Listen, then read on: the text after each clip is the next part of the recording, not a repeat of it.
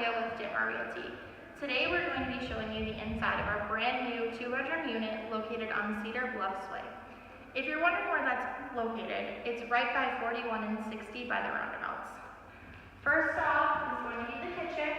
It will be complete with granite countertops, stainless steel appliances, and pantry.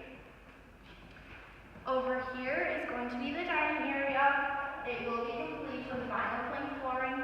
It does feature lots of natural light, as you can see, 9-foot cathedral ceilings, and your own private balcony. And here is going to be the first bedroom. It does come complete with 2 closets. Right here is the first one. Again, lots of natural sunlight. Over here is going to be the second closet to fit all of your storage needs. Moving into the bathroom, here we have the tub and shower stall. It will have a toilet, vanity, and medicine cabinet. Down this hallway here is going to be your laundry room. It will be complete with stackable front load washer and dryer. The unit does come with centrally forced air and gas heating. Next is the second bedroom, complete with yet another closet.